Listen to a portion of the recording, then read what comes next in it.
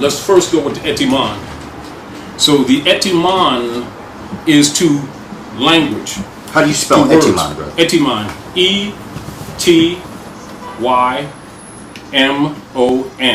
Okay.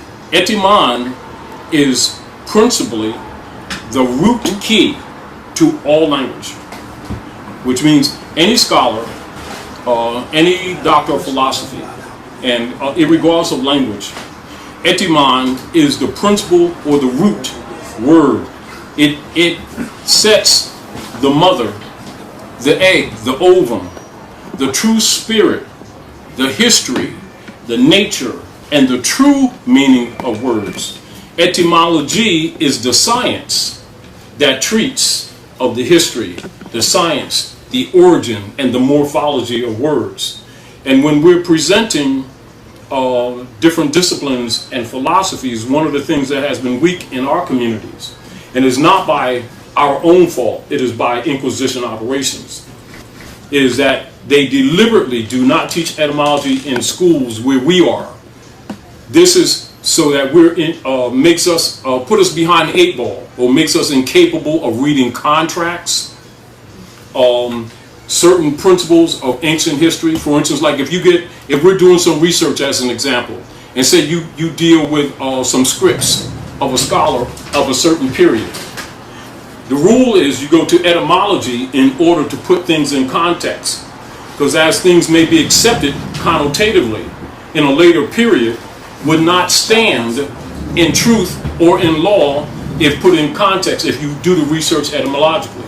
As an example, you know and I know, just like, for instance, very often when we may be in different venues, you will give the family some of our spiritual background or the spirituality within the culture. And some people who don't understand etymological principle, may look at it as not them or alien to what they're believing. 9 times out of 10, they'll be dealing with belief system. You may be dealing with fundamental principles. And they may look at it as a clash and think that you're disagreeing with them or that you're being combative when actually they can't read. For instance, let's keep it very simple. As an example, show you how it works in our community. So if somebody says you're nice, right? That's generally accepted as a compliment. Right? But actually nice means foolish. Do you understand? That's what it really means. For instance, God is thrown around all the time in our community, right? And they take it as an ancient principle. And it's usually applied in our conversations, whether we're talking about ancient Hikupta, Kemet, Kibalan, etc., ancient Yucatan, our culture here with the ancient ancient Amexem, and we'd be saying the ancient gods. Yet that is a German word, and it is totally modern, and it comes down from from Old High, is Middle English, and it comes down from old. So this is how you do it. As soon as you put Middle English, then you go to the appendix in any of your quality dictionaries, and then it gives you a date. Then you put the date. Then you put the sequence, and then you take it to its original meaning. Then it comes from Gott or Gut, which is Old High German, which really means good. But then that's taken from Huda, Koran, ancient Persic, right, which actually means to call upon, to invoke, and to pour out. As a matter of fact, this is where you get the ritual of libation. It's one of the Trinity principles of Godding. Now, when you throw it at our people who don't know, we're not talking about the priest. Now, the priesthood, imams, rabbis, grand sheiks, shakuns, all know these principles, that it's really a verb transitive. But for the masses or the followers, it's given as a name of the Supreme Being, which allows the priesthood to maintain the power, and the followers pay the bills, and they think they're worshiping the Creator, when actually that's what the Creator does. You see? Now, so that's the value of etymology. And so when you're dealing with people, if you're dealing with the average person speaking or just loosely using the word, you don't debate with them because you know their intentions are good. But if you're dealing with someone in rulership or in power, you know that they're playing dogma mind control, because it's a guilt trip. Because all high priests know that God is a verb transitive and not a noun. The only ones that don't know us now are the followers and the bill payers.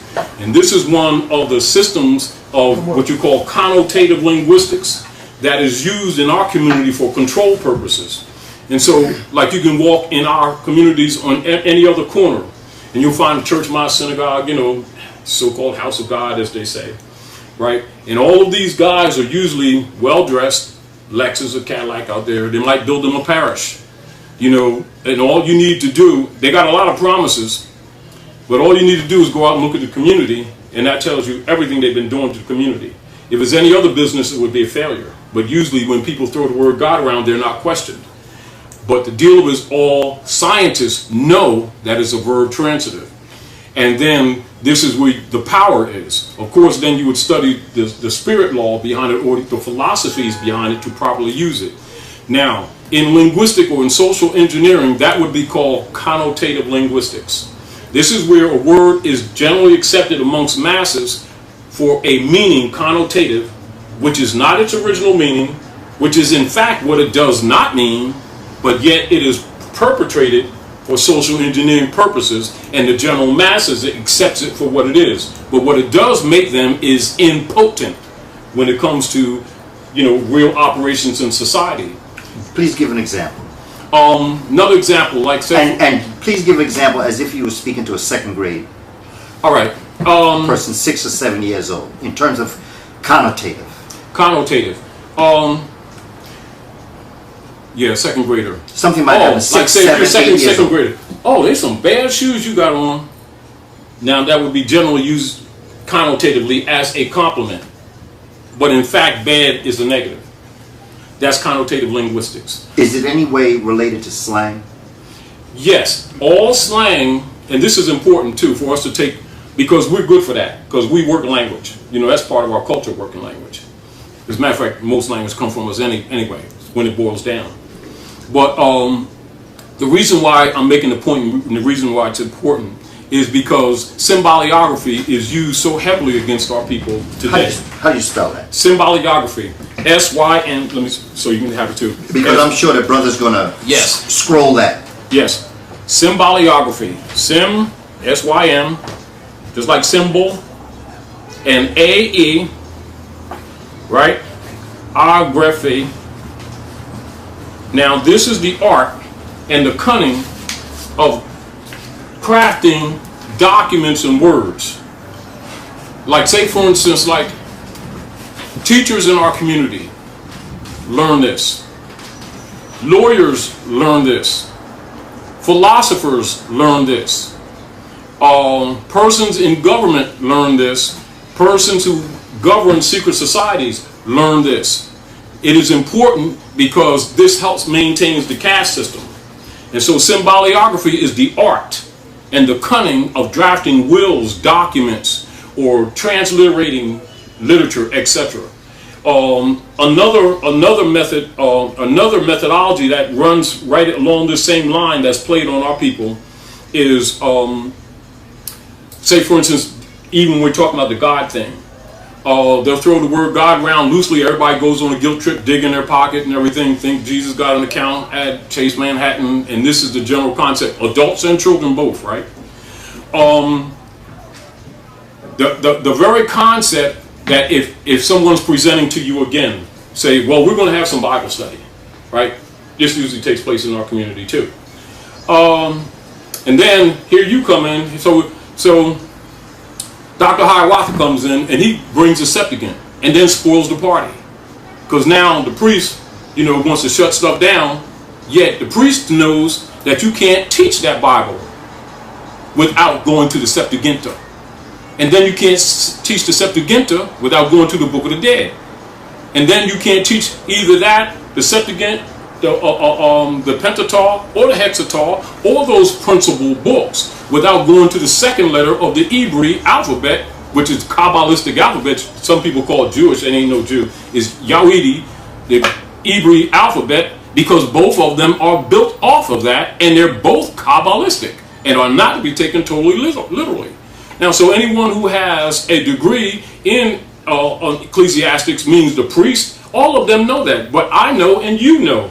What we're saying right now is not the common knowledge or discussion in our communities, because they take oaths not to reveal that. And so they're living wealthy off our people. Our people are living connotatively, and the denotation, which is the true meaning. Okay, now denotative. Denotative. What is denotative? Denotative relates to the etymon. So when you're looking at denotate, look at etymon. So you look at them synonymous. So this is sort of like this. Not unlike if I'm talking to you in honor, brother to brother, right? And you give me your nomen, right? Nomen being your nomen being your name, your attribute, right? And so you give me your attribute, and so I say Kaba Hayawata or Hayawata Kaba, right? Now, and it is an honor. Then I turn around and I write it all in capital letters, which creates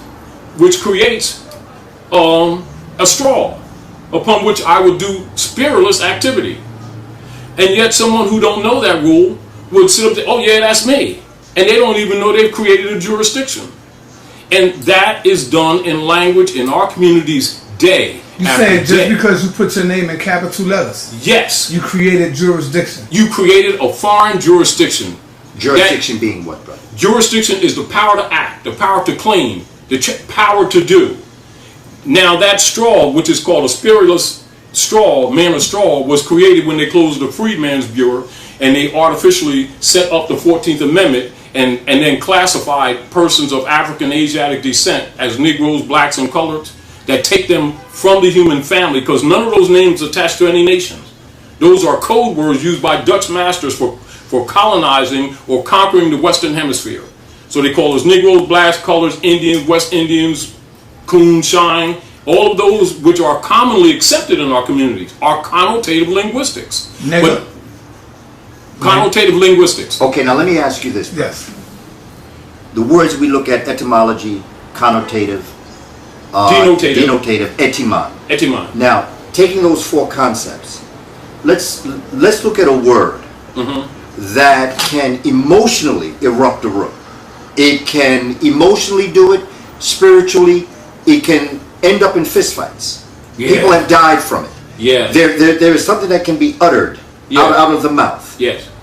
Let's look at this word and let's look at those other words, etymology of the word, denotative of the word, connotative of the word. Let's take the word nigger. Yes. Let's talk about that word so that the community can understand its etymology, what it connotes, what it denotes. Where did it come from? All right. Now, nigger is actually a scientific word. It's a scientific word that applies to the Anthropopithecus species, which is the orangutan, gorilla, and particularly the Negro Yavera Arebo, which is the black chimpanzee monkey. That's scientific. The scientific word also applies to Paleolith, or the Paleolithic man, or the caveman, both of which you can, once you research, you'll see. It is troglodyte nigger. Troglodyte nigger is the Paleolithic man or caveman, and that same scientific name applies to Anthropopithecus, or the species, chimpanzee, etc.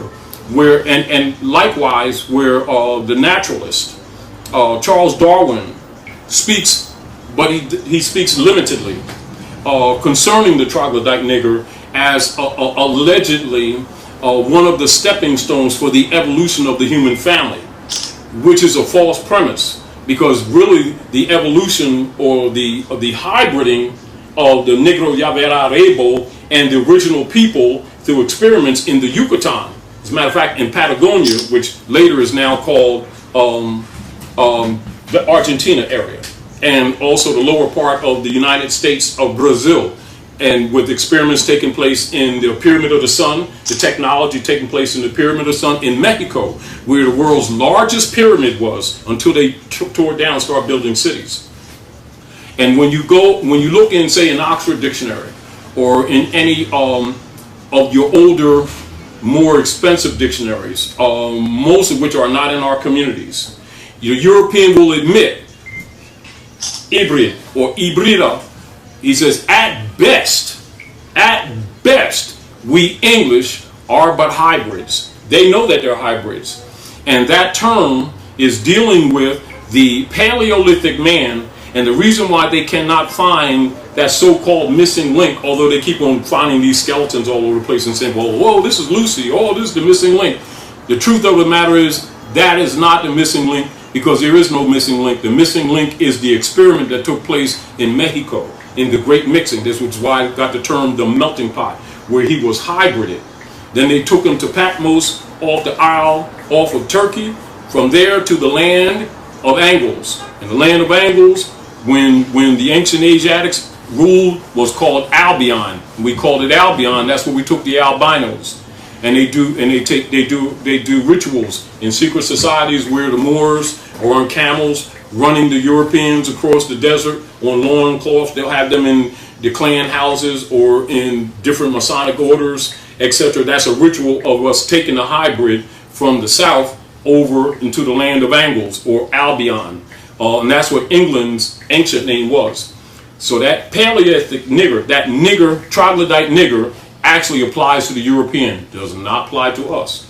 However, there are similar words, homonym, sort of like Naga, which deals with a chief or shakun, someone in a position, or high priest, but that's not a nigger. And a lot of people will use homonyms or sounds to try to use it from an etymological perspective to trace that, but that's not where it's at. Nigger is the scientific name for the Anthropopithecus, which is the black chimpanzee monkey. And also Rio Negro, which is the Black River, where the Moors called Rio Negro, where the Amazon near Manaus in the United States of Brazil, where the black waters come through, where the black waters come into that area, and we named that river because of the black waters, because it's totally, it's always churning, but it comes into clear water. And a lot of the some of the different species that were used in the hybriding experiments, including plants, exotic plants, etc., that were used even when that Roman, which means red man, that hybrid was made, was most of that technology is right here. And so when a lot of people even look at the troglodyte nigger, and they'll be talking in history books, yeah, the troglodyte nigger, them caveman was over there and stuff like that. He was first here. He was a hybrid. He just went in the caves, and some of them were kind of mutable. You could civilize some of them you could not, because they'd eat your babies. And this is one of the problems that we've always had with that hybrid, and by people not knowing the real history of the nigger. All the European did was trade places. When he got in power, he just traded places. So now our people think nigger means dark-skinned people, and it doesn't. It means Anthropopithecus. It's exactly what it means. Go in any quality dictionary in any quality library and read, and it'll give you its scientific name right there. According to your understanding, is it a bad word? It's not bad at all. Okay. It's sort of like when people are afraid to deal with truths, they run from things. Mm-hmm. And also, like, people are scared of the dark. Right. When you understand what things are, there's nothing to be afraid of. It's just understanding. Once you get the understanding of it. People lack understanding, but that lack of understanding comes from miseducation, which we all agree to. We will agree that our people are miseducated, and then often when you give them the principles of education, they're rejected because it doesn't fit their beliefs. But most of their beliefs are based in misunderstanding, miscomprehension. And this is back to, me and the doctor was talking about even before, at the other class. Basically, and this is where etymology comes in as important. Because what happens in between with social engineering, connotative linguistics are introduced in different communities for social controls. Then they become the realities to these people. Do you understand? Not knowing that certain things are designed to groom, to pocket, or to disconnect. And this is how connotative linguistics is used. And so when you get used to that, people start accepting it as real. Another example of the connotative, not exactly that, but how that works in society. For instance, like, you already know that we're Aboriginal indigenous to this land. We've been here not a couple thousand years, not 10,000 years, hundreds of thousands of years. We ain't brought here from nowhere, no how. We've been coming back and forth here even before the land separated. So that ain't, that old diaspora stuff is modern contemporary social engineering controls to separate these people mentally from their inherited land. Example, we used to always meditate up at the lakes, right? And those lakes are atomic lakes. They're not natural. They're made atomically. Which lakes are these, brother? We're talking about Ontario, Erie, etc., Michigan. All of those are atomic lakes, and they'll always have a mist over them. So you're talking about the Northern American, yes, for the Southern West. Canadian. Yes, to feed the whole Western Hemisphere fresh water, including the Red River, which is also the Nile that they call the Mississippi, was dug. That's not even a natural river. We used it for trade, and we got mounds all on that river, all on up into Canaan land. Now, we had a riot in late 1800s and the early 1900s. Who are we? The Ajax. Ajax. Yeah, the Moors, they called us Indians. Like, I'm Cherokee, but that's Anayanwea. You know, we already know European says that. You know, and this is dealing more or less with the confederations to the north, Iqua, which is a confederation. It's not a tribe, it's a confederation of many of our tribes. And then the Algonquians, of which my grandmama was, that's more or less when you get in the Virginia area or Lower Egypt, which is Tennessee and Kentucky area. That's Lower Egypt. This is why you hear Lincoln talking about this is Egypt of the West, because they already know we're one and the same people.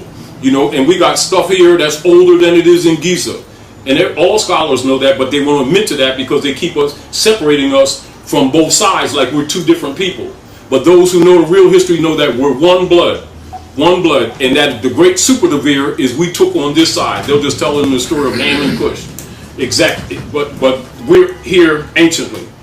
Now, when they had the Great Riot, and about there was actually a series of them, and because we used to always meditate at the Great Lakes, that was referred to as the Niagara movement. And so they murdered a lot of them because you already know that we don't do anything without dealing with the circle of mothers. So the sons, although we are projective, you know, or what they would say active, whereas the sisters, or you say passive type mentality, you know, dealing with the forces of nature, but not in the negative sense. There's nothing that we would do, because we're a matriarchal society. There's nothing that we would do without first dealing with the council of the women, the circle of women, and then we would act. All right. Now, when the Romans were operating here through the Inquisition operations, they were murdering us, you know, destroying the culture, etc., forcing us into Christianity, taking our children and putting them in these Christian houses and stuff like that. They had a riot, and it was called the Niagara movement. What they did, Europeans came in, they cut a lot of the women's heads off, threw them over the falls, etc., and they call it Nigger Falls, or they say it's Niagara Falls. And then they had infiltration, and then they set up and destroyed that whole culture. But because it was so strong, they maintained it and then renamed it, the Niagara movement, the NAACP, and start calling us colored people, which means in law, artificial persons. And then they assigned a couple of Europeans to run it. And even with most of the people that are even, you know, have been paying into these little Negro organizations, think they're helping their people, when actually the charter was designed that they could never own land. But since they don't read, they won't even read the charter. And yet they fund them types of organizations, march and pray and keep hope alive and swear they're making progress. That's connotative linguistics adopted into social engineering. And so most of the people don't even know. If you say the Niagara movement, they don't even know what you're talking about. You say NAACP, they down. And yet it was designed to undermine them. But yet if you tell that truth, many of your own people will attack you because they don't read. When you say social engineering, what is that? Social engineering is, like, for instance, when you deal with Pope Innocent III with the Spanish Inquisition. So you're dealing basically 1400s, 1500s? Yes, and we're even coming off of the secret treaty of Verona of 1213 between John of England, you know, dealing with the popes of Rome when they made that secret agreement. So whatever they conquered in the Maghreb, that they would deliver to the popes. And this is where the Christians get their discovery doctrine, that they operate in the Western Hemisphere, where they just take our land or our Bonnevilles, they'd murder the people, and then they later on, and not until later did they create what is known as deeds. But actually, these were estates of allodial title. And of course, you already know that we were noblemen and noblewomen. And if you look at some of your earlier documents in United States history, you'll see us listed as noblewomen and noblemen. However, that term is not used anymore. Not that it's not, it's in books, but it's mostly in rare books where you have to spend thousands of notes for, or that they keep away from the public. And then they start altering the history. So when you say thousands of notes, you mean money? Yeah, but there's no money. Right. They came here to steal our gold. Okay, yeah, but for those that are watching Oh, yes, let's qualify. Yeah, they might need to know when you say. And the reason I'm saying that is because we have to get in the habit of not continuing to perpetrate what we know as falsehood. Because our people are under attack. And we have a lot of brothers and sisters around the country that's been struggling in a lot of different organizations to try to help our people. But if they don't know certain fundamentals of what they're dealing with, it's like coming to a chess game with checkers. You'll usually lose, even though the intention is good. And this is where a lot of times we can get on panels just like we did the other day, and we're all reaching for the same thing, but yet the language will be so disparate, and you'll have a lot of emotion come out, very little remedy, hardly any remedy. Remedy meaning prescriptions. Meaning no cures. Cures. No cures. Just discussion of disease. Yes, complaining about what Rome does to us. And then even on connotative linguistics again, then calling him white man, which means sovereign. And it doesn't apply to him. And as soon as you call him sovereign, you just call him God of the land, then he acts like it, then we call him racist. How do you define sovereign? Sovereign is and sovereignty. Sovereignty or sovereignty generally is politically accepted around the globe. And this applies to nations or persons that are part of the nations. And outside of that venue, sovereignty generally does not apply. Meaning that me and you, brothers, family, right? I respect your rights as a man, as a brother of the blood, in divine laws of nature. The sovereign right is when we recognize the honor of our mothers and fathers, which means when we honor the truth of our family. That's called natal, or the navel, that you're born a woman, ma and son, mother and son. The principle that sovereignty is recognized within the national venue. It is not recognized outside the national venue. As an example, make it very simple. Say a Chinese brother's in here talking with us, right? And we're having a discussion about our communities. And so most of our people not knowing the truth of bloodline and pedigree, because it's not taught in our community, we'll say, my black uncle and my light-skinned orange aunt and my Negro cousin, and they're talking like that. And it's commonly accepted because they don't know better, right?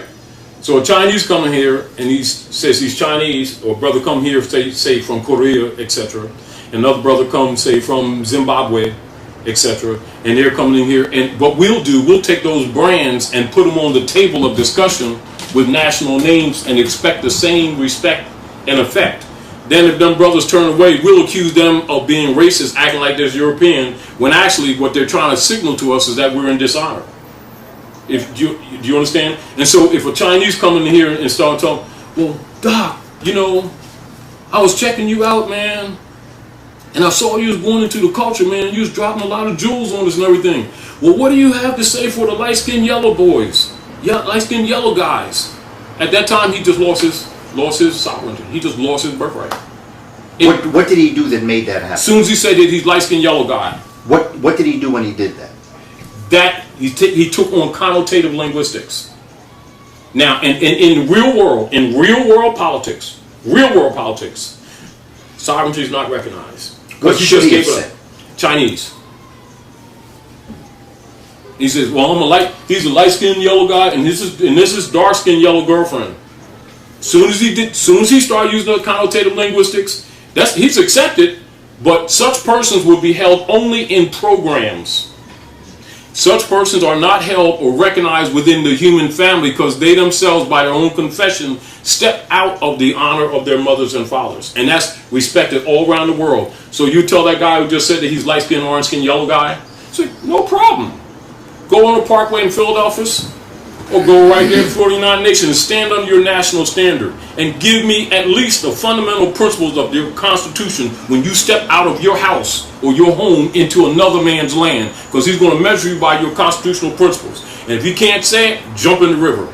Excuse me for 1 minute, Brother Booker T. Taj, I Yes. want to ask you this question. Do you have any questions for Booker T? Yes, because we was discussing it before we came up here. Right, beautiful.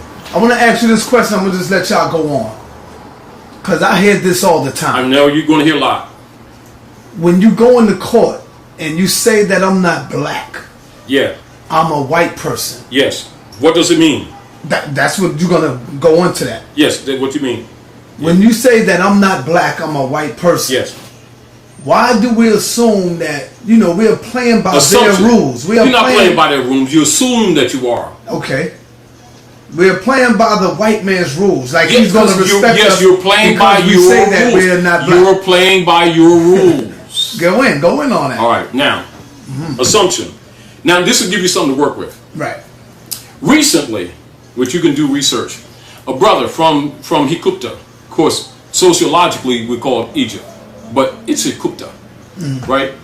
He come and he's doing some business, and he want to deal with some of the Negro programs, because after all, he's our brother, right? Now, on his passport is white man, right? Right. Now, of course, our people don't know that because they can't handle that. Because remember here, the training is with the people here under European colonial serfism. They think human beings are crayons, so they expect you to come with whatever color you are. They think human beings are colors, because that's the training. They don't know that's connotative social engineering.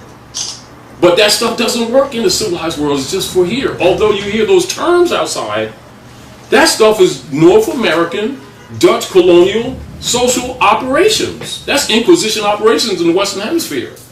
Do you understand what I'm saying to you? Now, and you can go punch this in too, brother. Say Egyptian recent court case tried to claim to be black for some benefit, right? Anyway, he lost the case. Took it to court. He lost the case. He lost the case because it's a status, whereas our people think it is actually colors, because there's a color code system for caste here. It's a caste system. And our people are trained to believe that that's an Afrocentric identity. That's a caste system for 14th Amendment artificial person, for European Christian property, registered in the state of Delaware as Christian property, moved exactly like real estate after they closed the Freedmen's Bureau. It's totally unreal. However, what it does, it takes one out of one's proper person. And in law, when one is not in propria persona sui juris, that means when you're not in your proper person, you have no standing at law. Anybody knows law will tell you that. Well, they won't tell you that because it's not necessarily in their economic interest. If you pressure them, they'll be forced to tell you that. So in order for you, me, we, people, to have standing in law, you must be in propria persona. Now, not only that, if you're capable or if you're competent, it would be sui juris. That means competent and of my own right. And then if you have an inheritance or you're talking about property, this is my stuff, to even have right to claim property, that's sui heritus. So if you're not in your proper person, and then sui juris, you can't even be sui heritus. This is why it's important for identity. So if you look up the word identity in law, it means the same, the exact, same, and rightful, exact and same, that a person, man or woman, claims to be, represents themselves to be, or are charged to be. And the first sentence in identity is proof. Proof. That's the first sentence, and period. After that, it's not even no semicolon. Proof that one is what one claims to be, one's charged to be, and what you represent yourself to be. And as soon as you use a name or a nomen or an attribute that's out of your pedigree bloodline, you're automatically what they would call civiliter mortuus.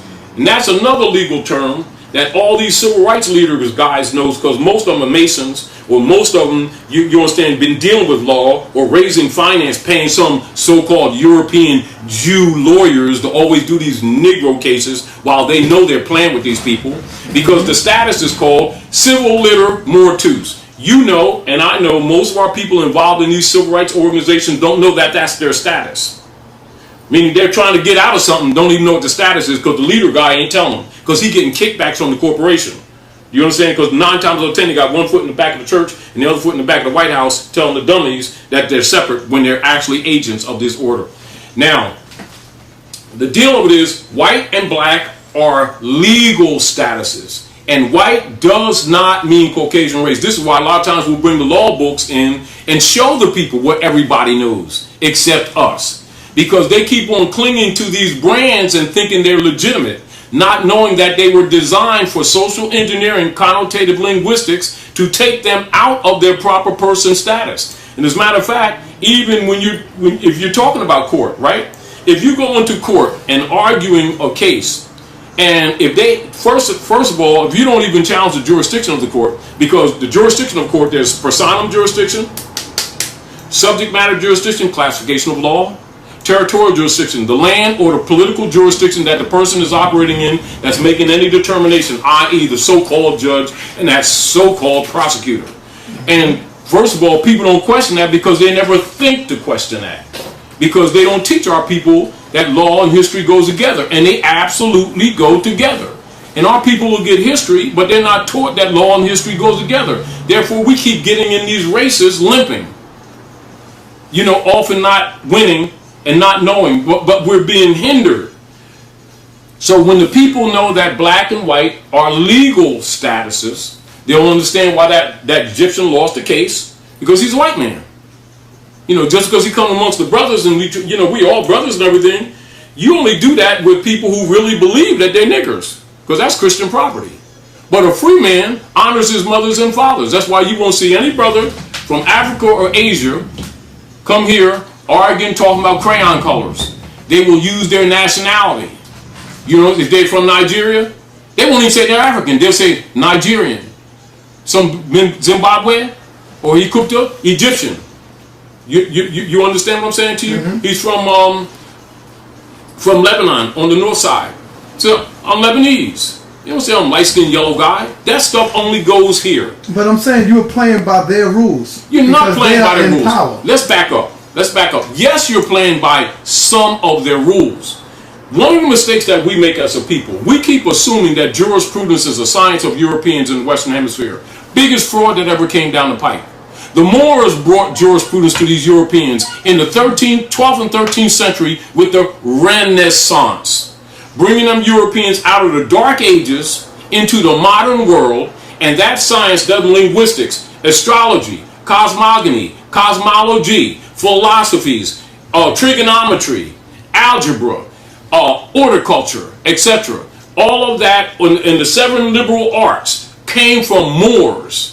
And that's called the Renaissance. And this is where the Christians get in their church the term to be born again, because that's what Renaissance means. And the Moors brought them Europeans out of the Dark Ages into the modern light, and that knowledge is codified and symbolized and referred to as Ma'at, or Ma, mother, Ma'at, and the son, S-U-N and S-U-S-O-N, my son, masonry, masonry. That's what masonry is. And they all got Korans, and they all got the 4 Vedas, and they all got the Magian law, and they all got the Septuagint, and they all go into the secret houses of Egypt, and you can go to any lodge and they got the wings of mine on carpets that cost more than your house, but they come out, they Christians and Jews and all this old stuff. You want tassels for your fez? You go get one of these Jews.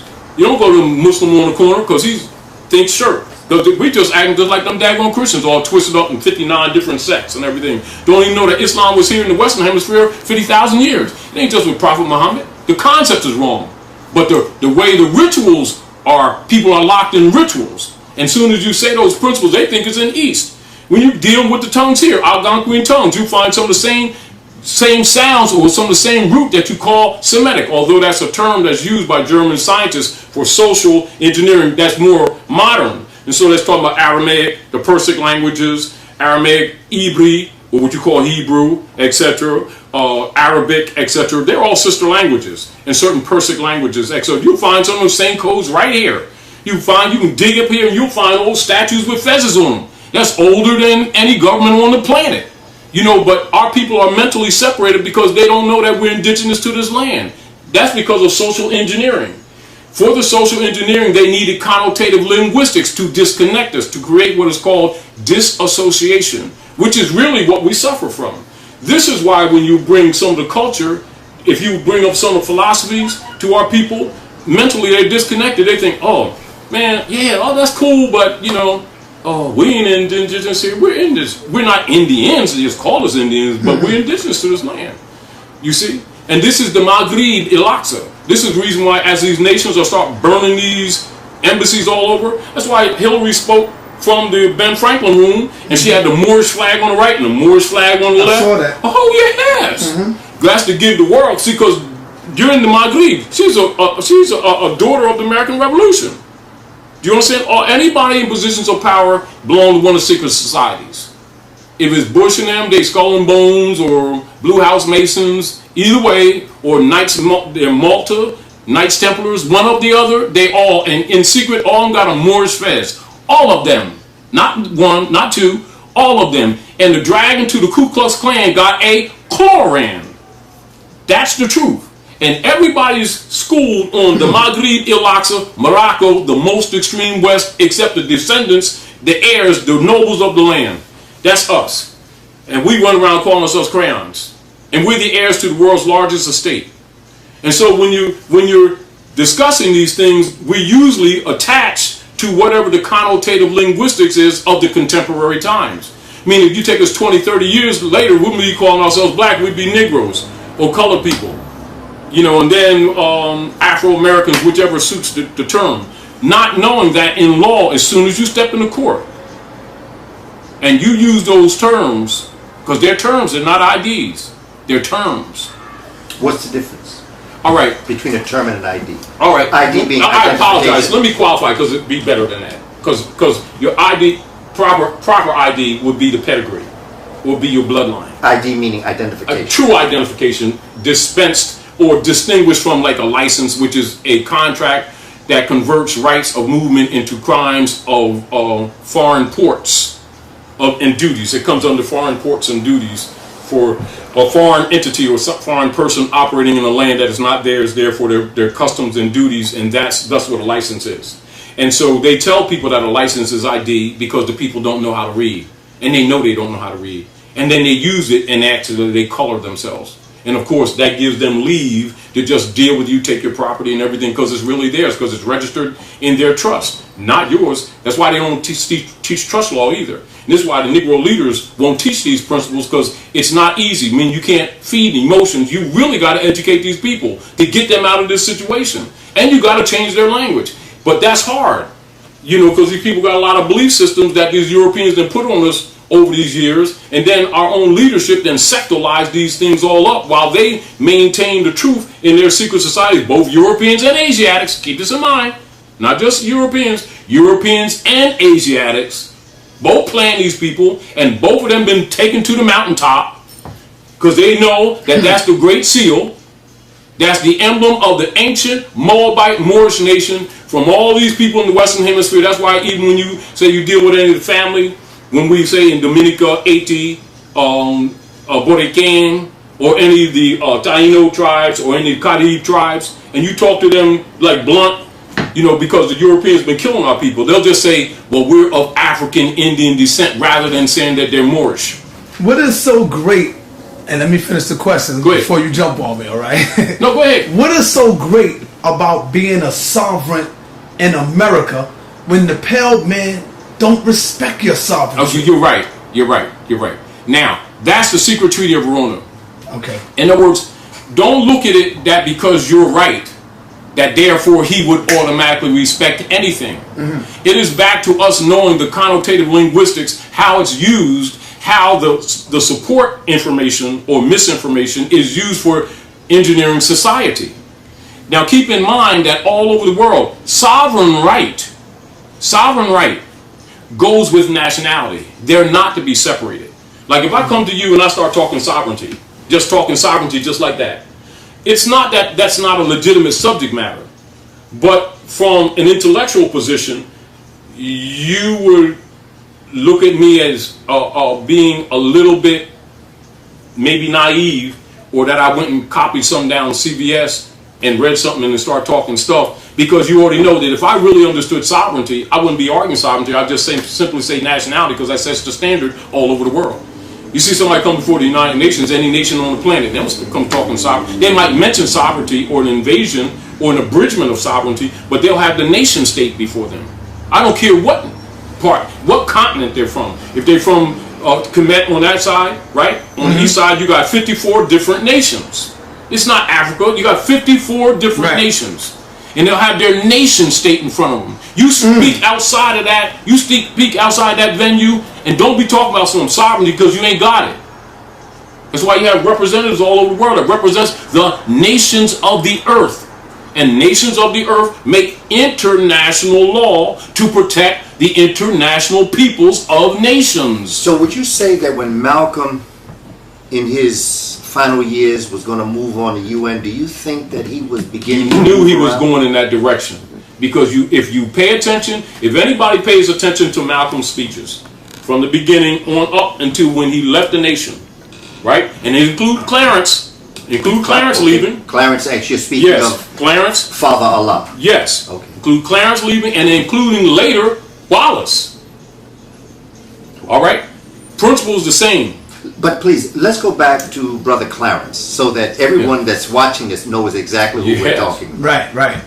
Because that's very important. Because his place is still on the corner of 126th Street. Yes. Right on this alley. Yes. Who is that? And then let's move to Malcolm's sovereignty, the UN, the nation. And when you say their nation is in front of them, you're talking about that. Let's so that people don't get emotional, because people have a tendency to get emotional. Let's just deal with principle. This is the principle. What Malcolm found out and what Clarence found out, which is the nature of why they left. Although you'll see misrepresentation talking about the land with the secretaries and stuff like that, kind of like everybody kind of knew that. That's not really what it is. They found out from the FBI papers and also from COINTELPRO operations that the Temple of Islam, which later becomes the Nation of Islam, of which I was a minister in it too. Do you understand? Is a break off from the Moorish movement. All right. Now, and the Moorish movement being created by set up by Noble Drew Ali, right? And also Noble Drew Ali and Marcus Garvey was working together too. So Marcus Garvey taught structure of government, principal structure of government. Noble Drew Ali taught nationality and government and the enforcement of the Constitution. That is the heart of the Moorish movement, the enforcement of the Constitution for the United States of America, which comes from our law. It don't come from no European law. And what happens is a lot of people keep looking at that Constitution and saying, this man's law. That is not his, that is law adopted from us. You're speaking of the great law of peace. The law of the great peace. Okay. The law of the great peace, from which the Constitution and its character is adopted in order to have harmony on our land for them operating here on our land. And this is how we, as Asiatics of the West, got to start looking at that Constitution. This is back to what I was saying to you, Sanctam. We have to stop saying his stuff. It's not his. Can I have some water too? It's not his stuff. Drink it, then give me. It's not his stuff. We keep, that's a mental separation. But anybody knows real history knows that that Constitution comes from our Confederation of the North, Anahanacy. Yes. The law of the great peace. The law of the great peace. Now. That united the nations. Yes. It's exactly. Mohawk, Seneca, Cayuga, Onondaga, Oneida. Yes. Okay. Yes. Now, too often, because we get frustrated about, you know, with how the European treats us, we keep taking things that are running things now and just saying that's his stuff. It's not his stuff. He was brought into the constitutional fold of government and he just overthrew us. This must be comprehended, because what happens, we are suffering from disassociation. This is one of the reasons why when you start giving people the principles of jurisprudence, they say, oh, that's not his stuff. It's your stuff. But right now they're in power, so it's their stuff. No, that's not the proper way to look at it. Well, I would say that concept would be like if someone stole something from you. Right, I got you. And then they start saying it's theirs. It is your stuff. Right. They stole it. It's in their possession illegally. I see what you're saying. But now, my concept, because I want to come back, because I think it's very important. Because get back to the Malcolm thing. I think that's what I'm saying. Because I think that's where we'll understand really the great danger of Malcolm. This is what Malcolm, Brother Father Allah, or Clarence X. Let's look at this like this. Let's keep it simple. Okay. Because we don't need to bang it out. Because we already know people are sensitive. Right. All right. European French Muslim. As they say, blue-eyed Muslim. European French Muslim schooled him. Just because you made the Hajj, good brother, don't come here with that black and white stuff. Because you made the Hajj, you're not visiting home, you left home. Explain what you mean by that. The Great Masonic Secret. North America, Masonically and cosmologically and in the ancient culture, is referred to as the North Gate. And the North Gate would be described in the, like scientifically, if you're dealing with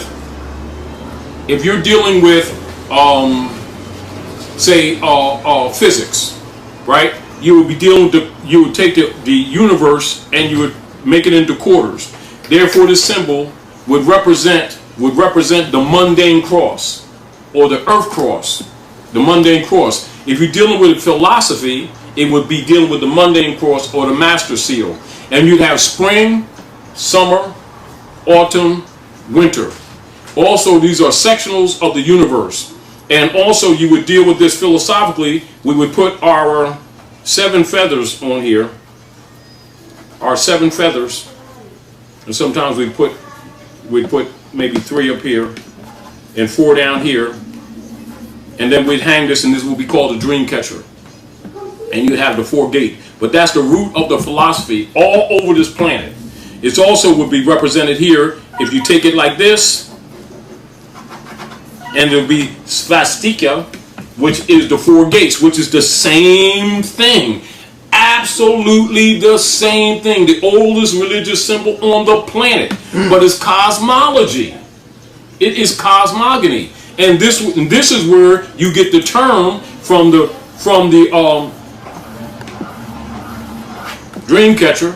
That means the ethereal plane. And then we use the feathers that represent the activation of the pineal gland. Or if you're dealing in the Yucatan or Hikupta on the other side, you simply use the eye of Horus. And that would represent the activation of the pineal gland.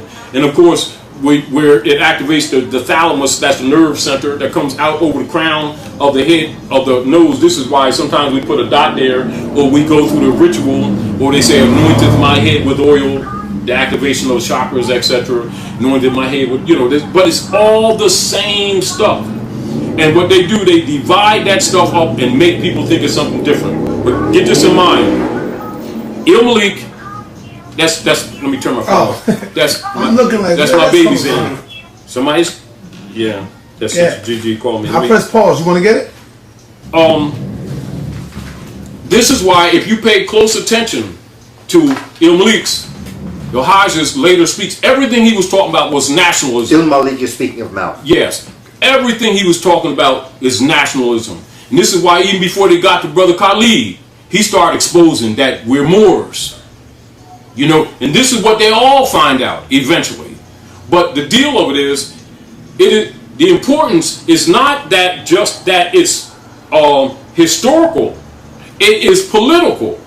Meaning that when you walk into them jurisdictions without a free national name, you're automatically what is classified as a ward of the court, or what is called constitutional psychopathic inferiority. Yeah. Constitutional psychopathic inferiority. That's one who does not understand or does not recognize or does not uphold the principles of society or constitutional principles. Persons that are usually classified as Negroes, black, and colored are considered pathologically inferior constitutionally. It means they don't know anything about constitutional principles, about their own law. They don't hold them laws, particularly in their own communities. They kill each other. They do all things that are actually unconstitutional. They claim names that are not theirs. They buy and sell names that are not theirs, then march and pray because they don't own nothing. You know, because you cannot transact business in another nation's name and own property. It ain't going to happen anywhere in the world. And yet they won't render unto Caesar what is Caesar's, but they always complain about what Caesar is doing to them. This is us. You know, because we always look at the wrong on one side. You know, like they're doing it, but like we're correct. Right? And then we use brands that they create in order to steal the birthright. These are principles that Malcolm found out, that Khalid found out. This is why you see, once they really find, and it's not so much just that they find out that all these leader guys knew this stuff all the time.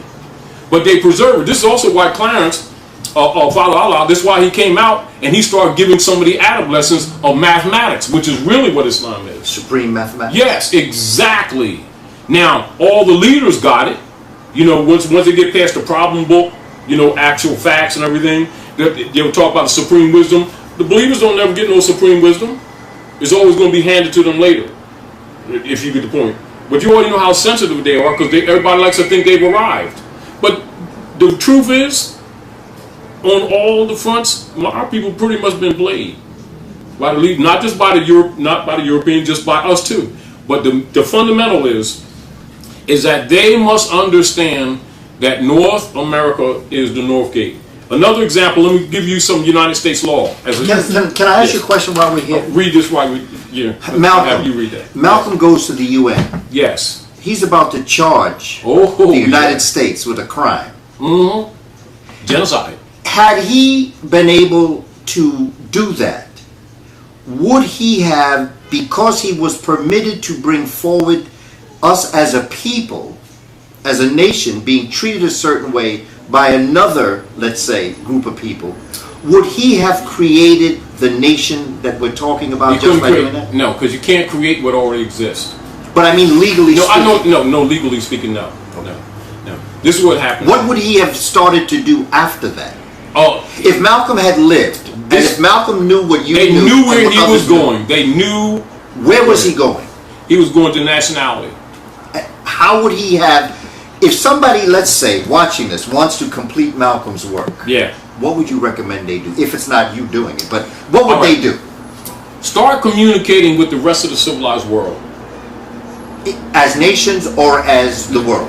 No, as a nation. But you need to know your nationality. I mean, the rest of the world already knows. It's not a secret. It's sort of like we have to work out our... We being... These Asiatics of the West, right? We've gotten caught up in identifying ourselves by our tribes and our clubs. Meaning? Like, say, for instance, if I'm a Sears guy, I'm the Black Sears group, and he's the light-skinned black Macy's group. And then he's the Nation of Islam, he's the Moorish Science Temple, he's UNIA, he's in Cobra. Democratic, these are things, Republican. Yes, these are Christian. things that we do. These are vehicles for propagating, say, a position, a political position, but they are not nationalities. So when Malcolm said they don't attack you because you're Republican or Democrat, exactly. Was he trying to bring us around to focus in on that? Very bluntly, exactly, because we're emotional and we think that when people start talking like this, that they're attacking our clubs. Because remember, our people identify themselves by their clubs. You know, Republican, Democrat, yeah, Christian, Jewish, Muslim, Baptist, Methodist, which divides us. Meaning that, like, say for instance, like, give you an example. This brother here is just an example. I just happen to have this. Now, this brother here got IRS was attacking him. You know, they going back. You know how they going back for years and years and trying to come at him relative to some debts. You know that they claim to owe, right? So now, logically, when they come at him, they're going to come in the straw. That's the 14th Amendment straw that's created. Straw is, how do you spell it? The straw, man of straw. Say man of straw. S-T-R-A-W. Yeah, okay. Just like straw. This is what, okay. All right, so let's set the record straight so we'll understand. Because this also involves what Il Malik and Clarence found out. But this is out of degree, if you get the point. Now, straw is essentially what those 9 radical Republicans did when they closed the Freedmen's Bureau, which was open roughly around 3.5 years, and they squandered the finance. And they was dealing with the Missouri Compromise and the 3630 parallel. What year would this be, bro? This would be between the 60s, 1860 and 68. 66. In that whole area, from the time they killed Lincoln on up to them, you know, right after they did with the Dred Scott case. The Dred Scott case was the most important slave case ever to come before the Supreme Court of the United States, 1857. Judge Taney? Yeah, Taney, etc. Okay. With the status, the original Article of Amendment 13 with its 20 sections, not the one that's dealt with now that you see with just the 2, you know, for how do you say, for the Negro population type thing that they have. We already know the congressional records is 20 sections. They got originally 20, they got 2 in the books now. All right. So when you're dealing with that, then you're on the status, the real status issue.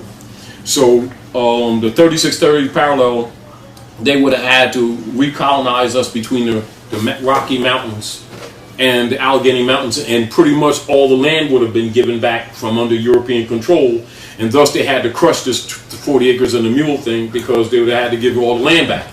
But it's because we're indigenous. You understand? And so that's the colonization of Africa. It's not Africa there, it's Africa here. You see, this is the Maghreb.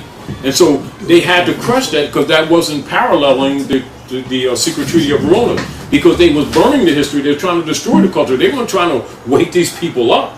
Although they was presenting, though some of the politicians were presenting positive legislation, you also had the opposition that wasn't going to let this stuff take back because it had been done. Treaty of Verona. The secret treaty of Verona 12, I don't know if I have it. Give or take, what is the ballpark date on that? 1213. And so now, and where is this being held? And what you'll find it in the Library of Congress. Library of Congress. Let me see if I have a copy of it here. Now, the Treaty of Verona, they go into Congressional Globe, Congressional Records. Sonetta. Yes, sir. Congressional Globe, you go for the Treaty of Verona, and you go also for the bankruptcy of the U.S., and that would correlate the information, and you would see the politics that are taking place today that's affecting our people adversely. The other concern is, for the most part, they're not worrying about it because they know the Negro leaders ain't going to teach it because it doesn't fit their Negro club agendas. Not that they don't have this information, understand what I'm saying? See, because if this information is out with the masses, most of these little club organizations would collapse tomorrow. And the people will come together because number one, once you understand, even if you're at a disadvantage, once you know what's used against you, your energies are better directed. Your priorities are better directed, which means you'll be more effective. All right? The Secret Treaty of Verona is the foundation of European colonial operations in the Western Hemisphere coming off of the Spanish Inquisition, which is the Inquisition against the Moors and the Jews, which is essentially these people in the Western Hemisphere that think they're black. That's the foundation of the politics of the Western Hemisphere and, in fact, the world. And so the Treaty of Verona is the foundation of their social political operations. There being these Europeans that are operating in the Western Hemisphere, that our people, through its activity, are referring loosely as racism.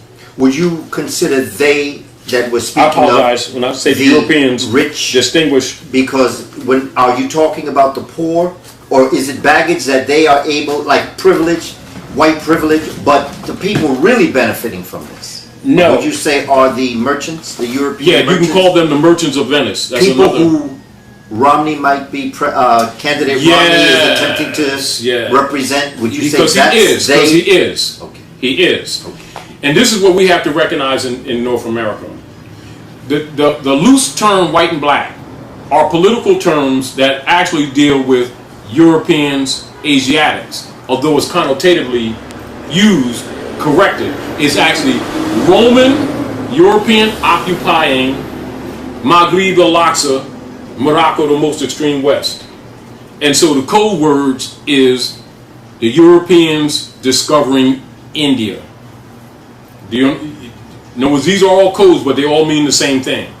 Do you understand? So in the code, they would be white man, we'd be Indians. Do you understand? Mm-hmm. In fact, they're Europeans, we're Moors.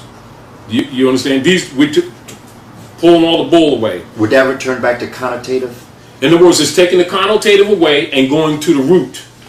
Because it is the root where is when you have standing in law. And that's the denotation. That's the denotation. It means that we keep digging through the BS to get to the truth. The truth. But we've got to get to the truth to have standing before the world. This is sort of like when Ralph Bunche was speaking for the UN and everybody got up and they said, oh, they racist against the brother. No, because you can't take that black stuff and color stuff and put it on the venue of nations. It's not that the argument is not there. It's just improper venue. Is it improper venue as it relates to President Obama today? This is why he's in president, because he's not black. He's not a nationality. Black man can't be president because black man is a Christian slave. That's the idea. That's how you can tell. What meaning like this? You take me and you, right? Remember we went to Chicago? I actually didn't roll. All right, we went exactly. Look, yeah, we went to Chicago. We flew to Chicago.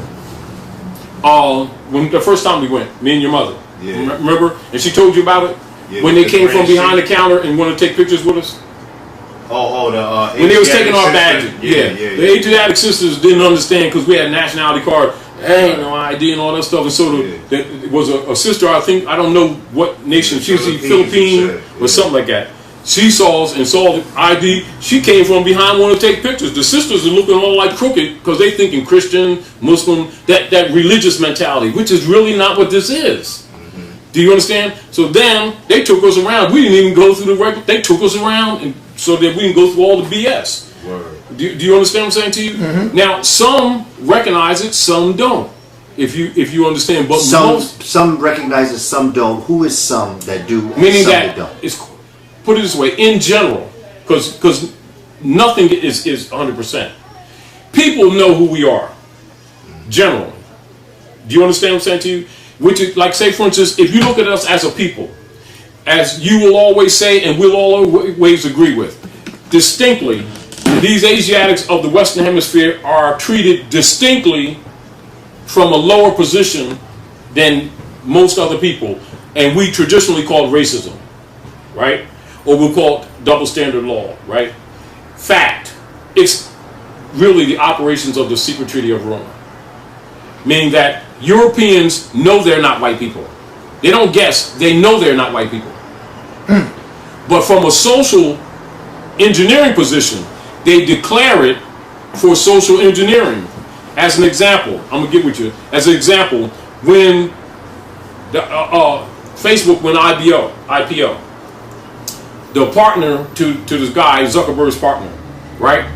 When it went IPO, he immediately went to Switzerland and nationalized. And they got married. Why? So the Inquisitioners, which is the IRS, which is really the Inquisition Revenue Services under the Secret Treaty of Verona, going to take half his stuff and then some. You understand? They take a few percentage, but he can't come back here and call himself white no more. Do you understand what I'm saying? Because it's a status. Right, I got you. Do you understand? The same thing with, what's that guy, Jim Rogers, the other European? Went to Ireland, nationalized, and go check your record. Go punch it up on your computer. An average of 165, they'll put it, it's connotative linguistics. They'll say 100, approximately 165 white wealthy Americans are denouncing their U.S. citizenship and nationalizing every week on average, right? And the only reason why it ain't bigger is because of the logistics involved, if you understand. And then taking their finances, whatever they got, and try to convert it into other assets, etc., before this thing crashes on us, because this thing is falling apart. Now, the deal was they didn't get no UCC1 financial statement. They nationalized, because in order for you to claim sovereign right, it goes with your nationality. It's just that they've been playing it against us, but now that they starting to get thrown under the bus, you understand? They're going to the universal principle. That's how you save a nation, nationalize all over the world. The Honorable Hugo Chavez, when these Europeans with all these stocks, right from here, from New York, was screwing their people, what did he do? They nationalized the apartment buildings, nationalized the fields, nationalized the electric grid. Then they turned around and did it in Bolivia. Then they turned around and did it in Argentina. Now they nationalized in South Africa. Same thing. This the same thing our people supposed to be doing. But they're behind the 8 ball because they're not dispensed this information because the Negro leaders are compromised. So where should these individuals go to do that? Since some go to Ireland, some go to Switzerland, South Africa. That means they must in the world. This is what happens in the world. Like, say these planks. Each one of these planks here represent a nation. Mm-hmm. Just like the flags that's on the parkway, right? When nations get in trouble, economically, socially, politically, all over the world, the universal salvation, economic, political for any nation state is nationalization. All over the world. All over the world. This is what Noble Drew and Marcus Garvey was actually doing for the Asiatics of the North. Do you understand? This is also why you have the infiltration. This is also part of what you would call of what Malcolm, Clarence, and Khalid found out. Now, logically, the level of information requires real study. So they start implementing steps or degrees getting this information to the people so the people won't think they're selling them out. Or they're against, you're against the club now, because we deal with our clubs like gangs because we don't understand nationality because it's been held back from us for so many generations. But we don't know that that's the political remedy to our economic, social, political problems. We'll be looking at the clubs because they're effective on a small level, but that's not the cure. The cure is nationalization all over the planet. I'm good, brother. All right, my man. Peace. Peace, good brother. You made a statement earlier that qualified statement. Go ahead. That I have to have you address. Be straight. Be straight. Right? Be straight, you man. said that a black man can't be president of the United States of America. Now, time out. Yes, Let me just phrase this right so that you fully comprehend where I'm coming from. Right? Now, understanding, I'm pretty sure that everybody in the room knows that we're not black. Be straight. Right? Get to the point. But the president of the United States of America self-identifies as black, right? Within the framework of the socially engineered reality that exists within the United States of America. The social engineering. Most people operate under suspended belief. The suspended belief that they all white people, that they all black people. Yes. Right? Yes. And that's the social engineering connotative. Right. Yeah. I agree. Accordingly, Get and that, hurry up. this is the entire nation. The suspended Yes. believe in whites, the suspended believe in blacks. Yes. Right? They believe that the president is black. Their belief that it does not support the facts though. Read this while he's talking. From here So here now, to here. Having the understanding that something is real if it's perceived to be real. God, Jesus, Allah. It's perceived to be real, so it's real. And people act upon it based on their perceptions. Yes. Like if you're relaxing right now, your eyes are closed, and you perceive somebody approaching Yes. you might swing. Yes. So perception can be reality. Well, that's the person's reality. It's disassociation. Well, Just like, in other words, like for instance,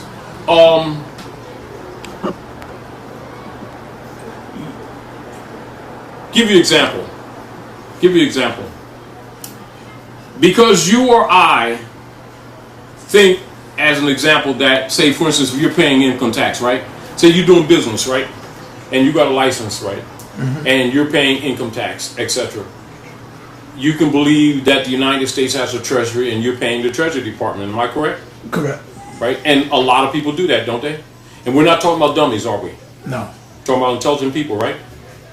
And we're talking about people that are in our families, people we know, we respect, and, you know, all degrees. Am I correct? Correct. So let's go to congressional records, and I'll show you the same analysis that I'm talking about. Obama got a nationality. And when I said that a black man can't be president, it does not mean that I take personal affront to that or that I agree with someone's position. We're talking the fact. Because a black man is Christian property. That's one of the brands that was created by the Dutch masters to identify property. It's chattel property. It's not a human being. However, if they get you to agree with that, it is a legal status that compromises the natural person and takes them out of the natural status into a status of color. And a status of color in law, for instance, you already know, because we use those words loosely, you know, people of color and terms like that, and we feel pretty comfortable with it because it's commonly used. However, anybody that knows law, and of course it's in operation every day when they're dealing with us. Person of color is an artificial person. But most of our people will tell you it's Afrocentricity, wouldn't they? And just because they want to believe that, it doesn't change the fact that it is an artificial person. And when such persons come before any tribunal in law or in civilization, it's a class. They're in a class, and they agreed to that. And the Christian black codes automatically come into play. The Buck Act and the Negro Act, etc., come into play automatically. Now, it is in fact a legal status. It is not dismissed. It is indeed, just as you said, it's their reality. So the slave caste has a reality of their status, even if they don't understand that as status. And so does the ruling class know that that's their reality and deal with it accordingly, right? Example. Here, will you read this for a minute? Just these first paragraphs. I can agree with what you said. Now, these first three paragraphs, and I'm going to show you something. And I want to have the doc see, because he's a constitutionalist too. We're both constitutionalists because we know it comes from our law, right? Do you understand? And so therefore, if me or you, if we're guiding our people in some kind of organized body, and logically, yes, we're going to try to do some economic parity within our community, but we must take in consideration that it's being controlled by outside forces, meaning that we're under colonial operations. Therefore, to some degree, we're going to have to deal with them whether we like it or not. Therefore, it is intelligent that we deal with them with intelligence and knowing who they are and knowing self. You know, and I know, that when our people have even these different organizations, right, that they may be doing these so-called community things in, and they may have a 501c3 and stuff like that, don't even know, they be thinking that they're being independent, and they're actually signed up for property. Now, just read these three paragraphs as an example. This is the congressional records of the United States, right?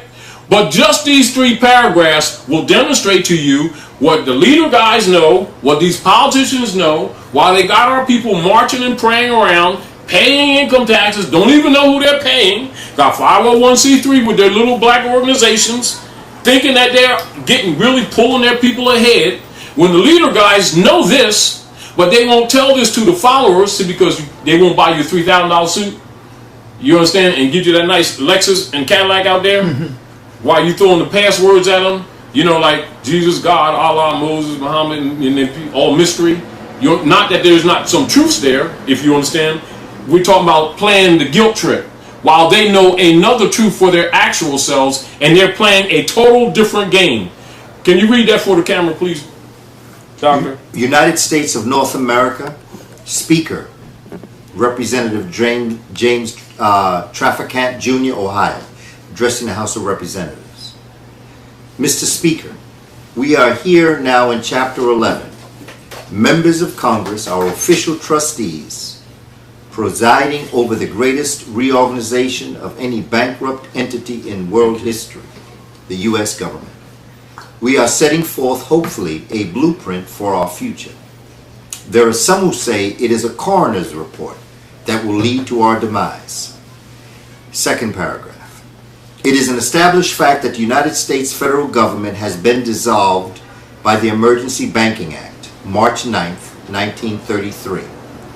48, STAT stands for Statute. Statute. 1. Public Law 89-719, declared by President Roosevelt. Being bankrupt and insolvent, HJR. That's the House of Representatives. House of Representatives. Yeah, Journal of Representatives, the House Journal. House Journal of Representatives, 192, 73rd Congress, in session, June 5th, 1933, joint resolution. Joint resolution to suspend the gold standard and abrogate the gold clause, dissolve the sovereign authority of the United States and the official capacities of all United States governmental offices, officers, and departments, and is further evidence that the United States federal government exists today in name only. Third paragraph. Yes. Yes, go ahead, continue. Good. Yes. The receivers of the United States bankruptcy are the international bankers via the United Nations, the World Bank, and the International Monetary Fund. All United States offices, officials, and departments are now operating within a de facto status in name only under emergency war powers. With the constitutional republican form of government now dissolved, the receivers of the bankruptcy have adopted a new form of government for the United States. This new form of government is known as a democracy, being an established socialist/communist order under a new governor for America. This act was instituted and established by transferring and/or placing the office of the Secretary of the Treasury to that of the Governor of the International Monetary Fund. Public Law 94-564, page 8, section HR. Yes. House Rule. House Rule 13955 reads in part, the U.S. Secretary of Treasury receives no compensation for representing the United States. All right, what you call Judah, tribe Judah, the real Jew, but we ain't Jews because there's no J in Hebrew. But, we punked out, and so the line of Judah punked out, he ain't got no heart, right? Then they made the straw man. Then they took over the industry, the Tin Man. Then the Emerald City is the green star, Emerald, which is Venus, which is the five-pointed star. Then, of course, the Masonic signal, Dorothy tapping her heels 3 times. I just want to go home. The ritual in Masonry, struck in the head. She bumped her head because it was a storm. You understand? Wicked Witch to the west. Negro Yavera Arebo, which is the nemesis, the black chimpanzee monkey. You understand? The monkeys is the nemesis, and the Wicked Witch. Quack, quack, quack. And then follow the yellow brick road, the Zodiac Law, to the Emerald City, Wizard of Oz. Then Dog, God spelled backwards, pulls the curtain, everybody's shaking, they scared. And Dog, he ain't gonna know he ain't, because he ain't going. And so the big Wizard of Oz, he's a big fraud. In other words, it's really still telling you the story of us. It really is. Now, understanding the analogy, right? And understanding that writers craft stories. Symboliographers. Craft stories in order to lead readers. Yes. Down the path that they want the leader to go. Also, in order to talk to each other. In order to understand the Yes. story. The term Negro comes from one language, from one area. How could that language from that area, how could the people who name the area, name its application? Spain, Spanish. All right. Iberian Peninsula. All right. Now, when you look at white person in law, and they talk about the Iberian Peninsula, who does the free white person apply to? And then they specifically say who black, doesn't apply so-called to. black. It applies to Phoenicians, North African, Moorish inhabitants of Spain and Portugal. It does not mean Caucasian race, does not mean European, or Aryan race. Tells you right there in the law. And what you call Spain is what? Andalusia. And who ruled there? Now, when Obama left and he made the speech in Hukuta, right, and revealed that the Constitution, right, come from what? Muslim law. Yes. Then his wife goes to the Alhambra, the last stronghold of the Moors. They triangulate it right in your face. Then he come back here and sign the rights of indigenous people, and our people still ain't caught on. They want him to lay across the railroad tracks. That's what they want. They want him to be a Negro sacrificial lamb. And he looked at that pictograph on the wall in ancient Kemet and said, "Oh, that guy looked like me." Of course, he's sending signals. He's sending signals. I always felt he was kind of winking at us. He's sending Who signals. can pick up those signals? No one He's a constitutional lawyer. No one in He taught it. understanding. Yes. He taught it in college. No one in understanding that Spain under Moorish control was Al-Andalus, right? Further understanding that 711 AD, Tariq ibn Zayd conquered Spain, defeated Roderick, king of the Visigoths, right? Knowing and understanding that there was something called a Barbary Coast slave market. Yes. Knowing and understanding that the Islamicized or Arabized or Almoravids. Muslimarized, the Almoravids was the second wave of the Moors. Yeah. I'm talking about the first wave under Tariq. Yeah. Right?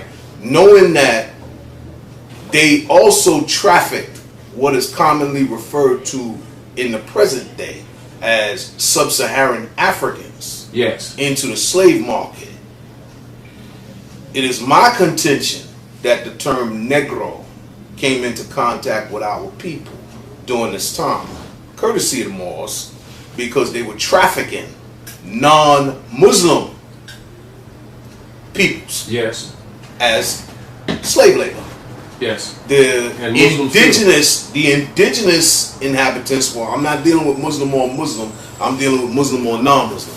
The indigenous inhabitants of that region who spoke Spanish, right? Because Spanish is a combination of Latin, spoken by the Romans, and Gaul, spoken by the Germans, right? French. No, well, France. Because France is a form of Latin. France, yes, France, yes, France it's all was Gaul. Yeah, but the language, itself, it wasn't French yet. It was Gaul. Yeah, right. And the commerce between these peoples created that language because the Romans ran up in there and sacked Gaul. They wanted that gold out of there, right? And this is how the Roman province was held by Germans. Roderick, king of the Visigoths, was a German, right? So Tariq, he fought Germans. He didn't fight Romans, right? There weren't any Romans at that time anyway. Didn't exist. Well, they still existed. No, not Romans, but I understand what you're saying. But we're talking reconstructed history. No, they were still in the East. The Western Roman Empire fell in 476 AD under Odoacer. Tariq defeated the Visigoths in 711. The Eastern Roman Empire fell in 1453 to the Young Turks. Constantinople became Istanbul. Right? So, understanding that, at this time, the only place where they're speaking this language, where this word Negro, what language? Spanish. Now, Spanish is not going to exist for a while. Wait now. Respectfully. Okay. Spanish is connotative. The language is Moorish Latin. Oh yes. They call it Spanish later. But the language is not really Spanish. It is Moorish Latin, and it was also spoken here, and also on Turtle Island was spoken here too. There's different dialects, and was spoken in the southwest of Mexico too. And Latin isn't a language. Isn't what? Isn't a language. Actually. No, it doesn't have a script. To be a language, you must have a script. Actually, it does have a script. No, it doesn't. It has a Greek script. Well, no, it doesn't have a Greek script. It does. The ABCs are and Greek. we're called and Greek comes from the Kemet. Well, actually, they don't have a language. Not to turn the conversation, but the alphabet, Aleph Bet, second letter, Kaba, the Q, Greek, right? All I'm saying to you is this, right? In the European context, right? Not in the actual context. But when they took over, they made their stuff, our stuff, their stuff, and presented it as that. And right? it's kind of we have to, and this is where we have to kind of fix this thing, because because what we sometimes try to do out of emotions, and because we've been abused, is try to say theirs and ours, and it's not exactly like that, because they didn't steal everything, because we brought it to them in the Renaissance. We raised them out of the Dark Ages, everything they didn't steal. And the Renaissance is a rebirth, because the Renaissance is the birth, and the birth was the so-called Greeks don't exist. These Greeks don't exist. Well, Romans don't exist. These are really all people who are coming from the northern, coming down, and they're going to superimpose themselves over a people of the Mediterranean areas that are going to be an African people. And what we've done, and then out of this, we shared the knowledge freely to those who were capable of handling. I'm going to take issue with that statement for this reason, right? The area that became Greek, the Hellenistic age, the Hellenistic area, Macedonia, Greece proper, those islands, the Aegean, right? Aegean Islands here. We can still see today the friction that those people engaged in that area. They're still doing the same thing. That's where your ethnic cleansing was coming from. Even up to in the Balkans, even up to the north, right? This is what the Soviet Union put in the smash, right? The Russians put them in the smash because they're those kind of those people too, right?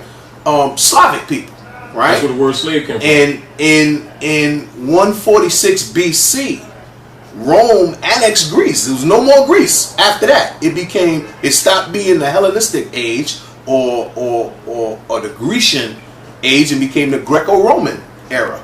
Okay, that's 146 BC. No more independent Greece. So in that respect, no more Greece. Rome lasted from then until it became imperial under Augustus in 27, I believe. But when you're using the word Rome as a word, looking at etymology. No, well, Rome is a mythological concept created when they were defining how they came into existence between these two brothers that had a war, Romulus and Remus. Romulus won, and therefore, but they really were peoples of the northern areas that had come down into this and had congregated around what's called the Latium mountain ranges. And then out of this comes Latin, but these are people who, as a people, don't really exist. Exactly. They come into existence. They come into existence because of the nature of them physically moving into an area. It's just like what happened in America. I don't disagree with you. They come into an area and they physically come into this area and then they call it America. But the concept of America, as it relates from a European perspective, doesn't exist. That's all an illusion created by people who came into power and were able to dominate a people and create this concept. The same with the Romans. To have a language, you must have a script. Rome doesn't have a script. Greek doesn't have a script. And you have to have a language, a symbolism, siphons that are going to give you that unique flavor. And that third language in the Rosetta Stone is really another Kemetic African language that the Greeks, Hieratic is the middle one. You have the so-called hieroglyphs or meduneta at the top, the pictograph. Then you have the scriptic language, which could be called Hieratic or Demotic, which is the language of the everyday people. And then you have what they call classic Greek, but it's not classic Greek. It happens to be a language that was given to these people from Africans that they were able to adapt. It's like if we were to write a tablet, and on the top we have the Kings and Queens English, in the middle we have Standard American English, and at the bottom we have Ebonics. It's not that I fail to comprehend what you're saying, right? It's more that when we look at languages in antiquity, right? And we look at the evidence that the peoples that represented those cultures left behind, right? And we look at the bas reliefs that they left depicting themselves, right? We see clearly that these people who we identify as Greeks today didn't look like us, right? We know that they obtained a level of civilization from direct contact with us. That's not hidden. But can I just interject a moment? Go. In this Mediterranean basin for thousands of years, you have African folk all in this area. Okay.